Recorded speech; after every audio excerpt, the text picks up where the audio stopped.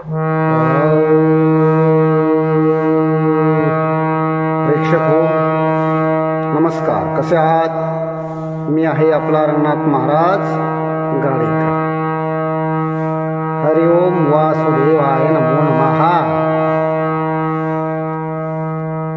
तर आज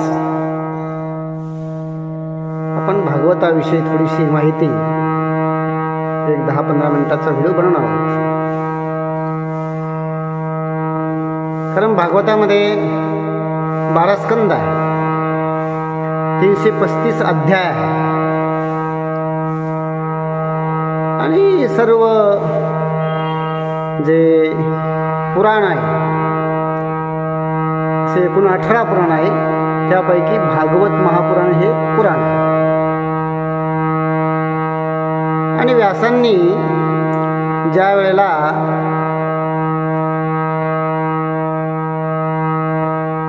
महाभारतासारखा ग्रंथ लिहिला, 17 पुराणं लिहिली. कारण म्हणतात ना, व्यास वसिष्ठ जगत्रय.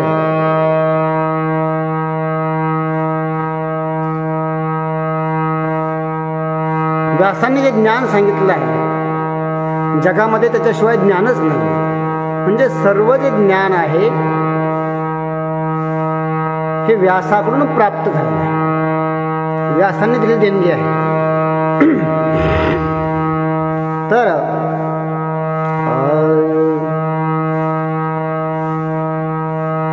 म्हणून सर्व पुराण ग्रंथ निर्मिती केल्यानंतर त्यांच्या मनाला तरीही समाधान मिळत नव्हतं. आणि म्हणून त्यांनी श्रीमद भागवत या 18व्या पुराणाची निर्मिती केली असं सांगतात. असं या श्रीमद भागवताचं महत्त्व आहे. आणि प्रामुख्यानं पहिल्या स्कंदाच्या अगोदर भागवत सप्ताहाची विधी, भागवताचं महात्म्य हे वर्णन आलेलं आहे. त्याच्या अगोदर मी भागवत महात्म्याचं वर्णन करत असताना गोकर्णाची कथा, जो आत्मदेव आहे, आज मी सांगणार हे याच्यानंतरची कथा आहे, पण मी अगोदर तो व्हिडिओ टाकलेला आहे. आपला आवडल्यास तोही व्हिडिओ बघा.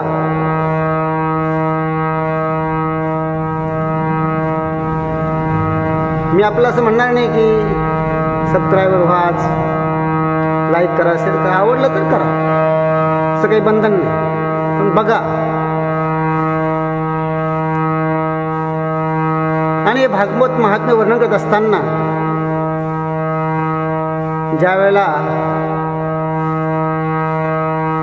नारद उद्विग्न अवस्थेत होते, दुःखी होते, फिरत होते आणि त्यांच्या मनालाही कुठे शांती मिळत नव्हती. तर ते फिरत असताना फिरत हिमालयावर गेले, जिथं नारायण आहे, परमात्मा आहे, बद्री विशाल आहे, तिथे गेले.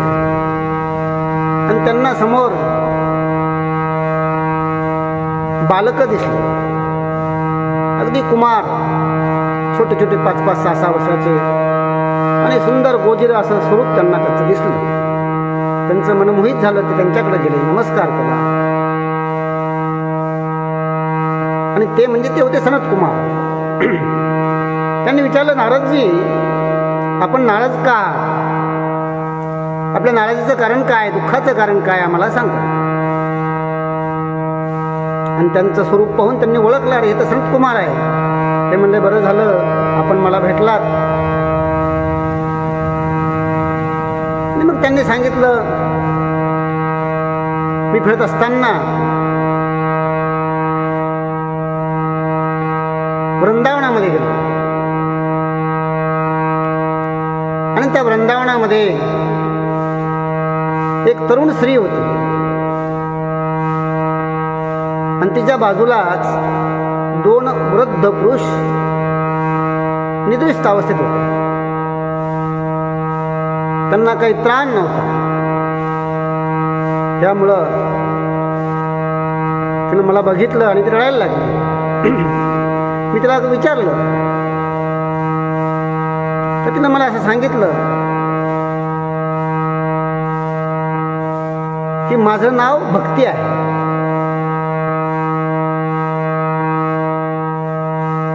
आणि माझा जन्म द्रविड प्रांतामध्ये झाला.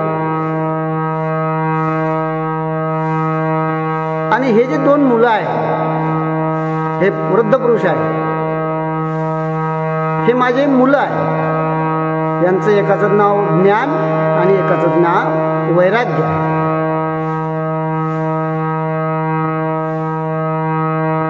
एका अभंगात म्हटलेलं आहे ना,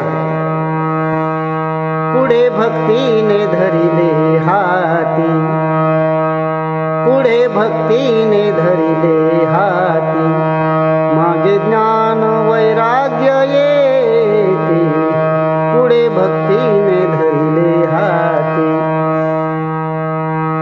कारण भक्ती समोर असते आणि तिच्या मागे ज्ञान आणि वैराग्य असते. तिनं सांगितलं मी द्रविड प्रांतामधून कर्नाटकात मध्ये आले, तर मला चांगला मान सन्मान भेटला, चांगली स्थिती होती. तिथून पुढे निघाले आणि मी महाराष्ट्रात आले. तर महाराष्ट्रामध्ये सुद्धा लोकांनी माझा चांगला आदर सत्कार केला. परंतु तिथून निघाल्यानंतर मी गुजरात प्रांतामध्ये गेले आणि गुजरात प्रांतामध्ये गेल्यानंतर आम्हाला तिघालाही जरा अवस्था, वृद्धत्व आलं.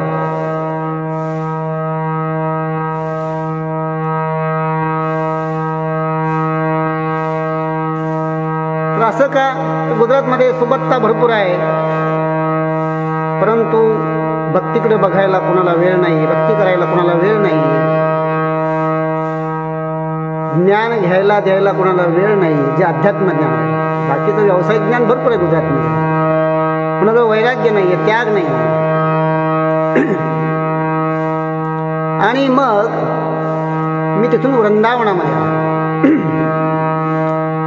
वृंदावनामध्ये आल्यानंतर मला तारुण्य प्राप्त झालं. कारण वृंदावनामध्ये भक्तीचा उदो आहे, भक्ती भरपूर लोक करतात. परंतु इथं सुद्धा ज्ञान आणि वैराग्य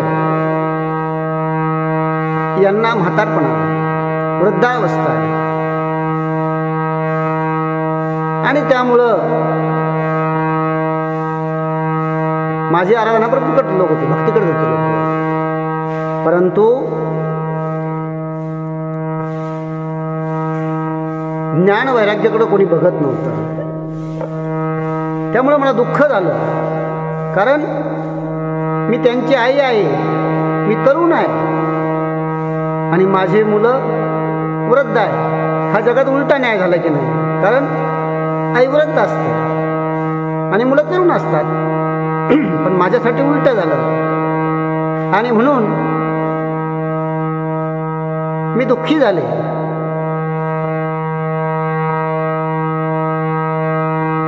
आणि याच्यावर उपाय सांगा. आणि या उपाय शोधत असताना मी फिरत होतो. मी अनेक साधू संतांना भेटलो की याच्यावर काहीतरी उपाय सांगा, भक्तीची या दुःखातून निवृत्ती होईल असा यावर उपाय सांगा. भरपूर प्रवास केला, अनेक तीर्थावर गेलो, स्वर्ग पाताळ मृत्यूलोक सर्वत्र प्रवास केला. पण याच्यावरचं निराकरण मला कोणीही सांगितलं नाही. या दुःखाचं निवारण करण्यासाठी मंत्र, असा मार्ग कोणी सांगितला नाही. आणि बरं झालं आपण भेटलात. आणि ब्रह्मांनी सांगितलं, नारदजी आपण सर्वश्रेष्ठ आहात. नारद म्हणतात, नाही नाही, आपण सनतकुमार आहात. मग त्यांनी त्यावर उपाय सांगितला, हे मुनिवर, आपण भागवत सप्ताह करा. कारण भागवतामध्ये एवढी शक्ती आहे, कुठलंही दुःख भागवत ऐकल्यानंतर राहत नाही.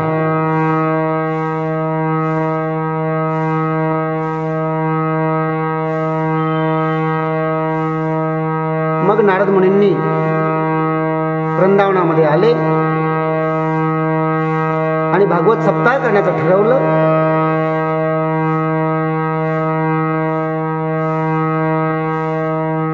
आपल्याला माहीतच आहे की याच्या अगोदर परीक्षिती सुद्धा कथा आलेली आहे. कारण व्यासांचे पुत्र शुक मुनी आणि परीक्षिती कोण आहे आपल्याला महाभारत माहिती असेल. महाभारतामध्ये 5 पांडव,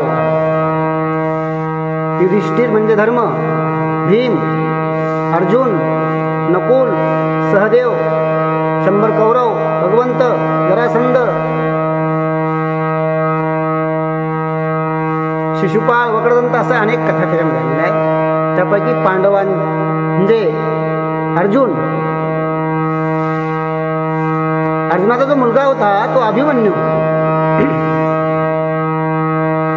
आणि अभिमन्यूला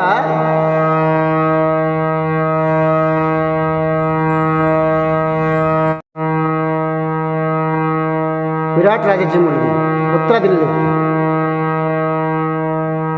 आणि तो अभिमन्यू सुभद्रेचा मुलगा, तो युद्धामध्ये मारला गेला. त्याला वीरगती प्राप्त झाली, परंतु त्याची पत्नी गरोदर होती. पण जो अश्वत्थामा आहे,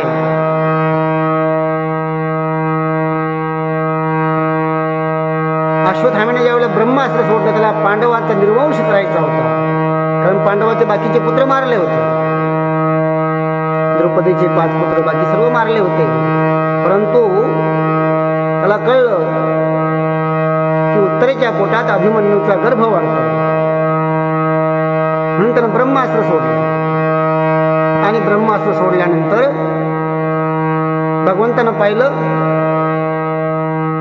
या गर्भाचा नाश होईल, म्हणून भगवंतानं तिथं त्या गर्भाचं रक्षण करण्यासाठी सुदर्शन चक्र पाठवलं. आणि तो जो मुलगा जन्माला आला तो जन्मेजय.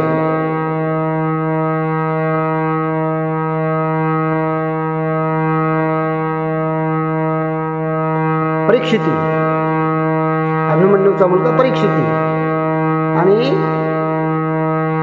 परीक्षितीचा मुलगा पुढं जन्मेजय, त्यांना सर्पसत्र. तर त्या परीक्षितीला तक्षक सापानं डंक केला होता.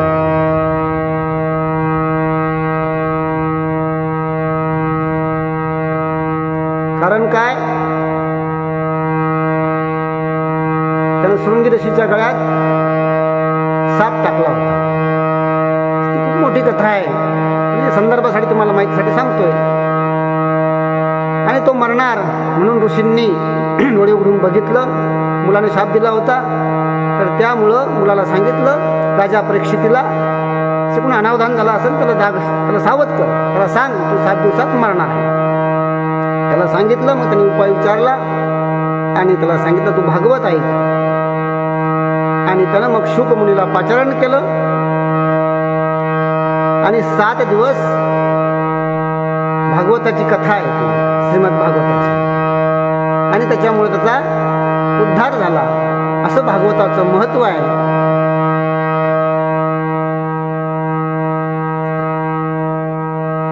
आणि सूत मुनीनं ही कथा तिथं वृंदावनामध्ये नारदाला, सर्व ऋषीवर्यांना व शौनक ऋषींना ही श्रीमद भागवताची कथा सांगितलेली आहे. असं ही सुंदर भागवताची कथा आहे. आणि अशा अनेक लीला भगवंताच्या या भागवतामध्ये आहे. कारण भक्ती जर करणं शिकायचं असेल, भक्ती समजून घ्यायची असेल तर श्रीमद भागवत अवश्य ऐकलं पाहिजे. आज आपला व्हिडिओ मोठा होतोय म्हणून थोडक्यात तुम्हाला हे भागवत महात्म्याच्या 2 कथा मी सांगितल्या आहे. आज हा व्हिडिओ सांगितला आणि मागच्या वेळेस गोकर्ण कथा सांगितली होती. तर आपण अवश्य ऐका आणि काही चुकल्यास मला क्षमा करा. तर सुंदर कथा आहे. आवडल्यास लाईक करा, शेअर करा. धन्यवाद. हरि ओम तत्सत.